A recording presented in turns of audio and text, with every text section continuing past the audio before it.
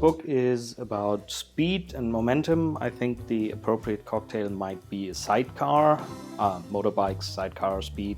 So we need juice of a lemon. Actually, it is a lemon and looks a bit green, but the label said lemon, so it's not a lime. We need brandy and we need Cointreau, orange liquor. So it's 2 parts of brandy.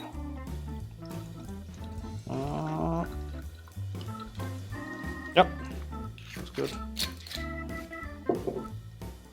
2 parts of Cointreau.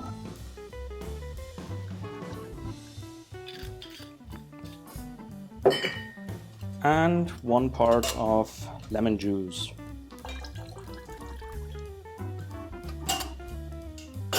Then put some ice in it. Shake it.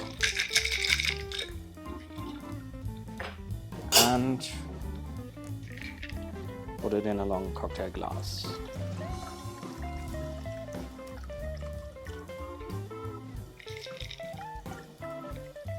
And here we go. So you can put fancy sugar stuff around the glass if you want, but let's go for the easy one. That's the Sidecar.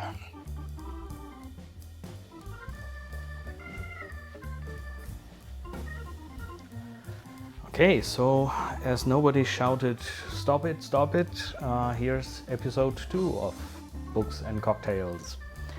So cheers to you. Yeah, not bad. So the book today is The Big Mo, Why Momentum Now Rules Our World, written by Mark Roeder, who, have to look that up. So he's a Swiss guy, and he was global head of advertising at UBS. UBS is a big Swiss bank. All the Siemens guys know it because their stocks are guarded there. He also worked at various other banks, so he's kind of a marketing and banking guy. The book I bought on a flight back from Israel, so it cost 108 shekels. Don't ask me what that's in any other currency. I think it says 12 pounds below the sticker there, which I can't peel off now. So, okay. He writes about that currently everything is driven by some kind of hype and momentum, and things just go on and get into some sizes which you'd never expect. He starts describing a little bit of his banking career, which is really interesting, so you won't trust any bank after that anymore. And he also writes about how UBS moved from a conservative bank to one of the banks which participated in the big stock market hype and the big mortgage hype and so on, and then also failed on a larger scale. So one of the comments was I should drink more, so I'm doing that now. He goes on over all of society and uses sometimes the physics metaphor from momentum, which sometimes as a physicist is a bit funny. But he has a very good point there. So he's describing in part 3 various signs of momentum, like the momentum-driven company, the celebrity momentums that people just go on TV and became famous for a month and then they're gone and nobody remembers them. There's these technology hypes coming up, and So you have the iPhone 4, and a year later you have the iPhone 5, which is the biggest thing since the iPhone 4, and then you have the iPhone 6, which is the biggest thing since the iPhone 5, and so there's a lot of good examples there. Also environmental, political, geopolitical trends and hypes. He describes a lot of examples there which really make you think. He also describes various psychological aspects in part 2.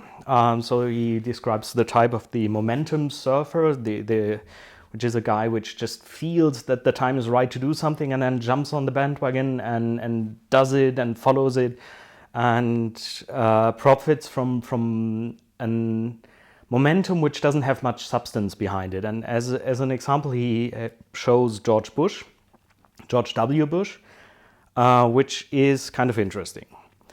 He also describes the difficulty of not participating in moments and in this momentum.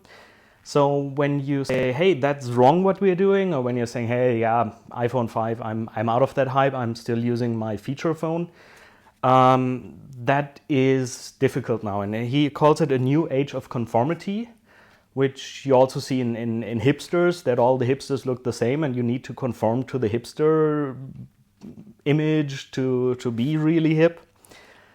So he goes on about all kind of society and political areas and describes it.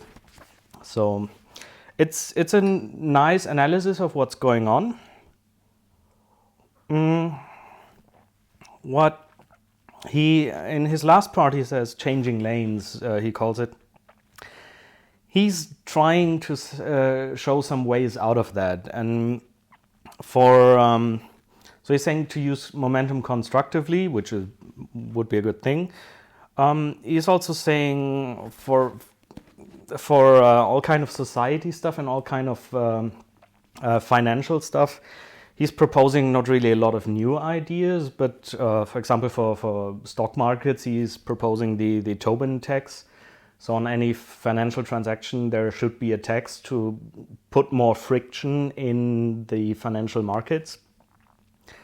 But so he doesn't have a solution to the problem besides the already known solutions, which we, for some reason, don't try out. But it's a very good book. I enjoyed reading it. I was surprised by it. It was just one of these airplane books, which I didn't suspect to be a good read, but it actually was a good read. And there's a lot of stuff which makes you think and gives you also some kind of momentum to try to think about how to change things and to calm down and to put some more friction in your personal life and in your business lives. So, The Big Mo by Mark Roeder. I would suggest to read it. It's pretty interesting and makes you think. So, thanks a lot, and also thanks for all the tips and hints. So especially for Chris about the sound quality, I'm trying to improve that. To Tobias for the hint to add some music to the cocktails, I would also do that, and to all the literature suggestions. So I now have a very long list of books to read. Thank you, and see you next time.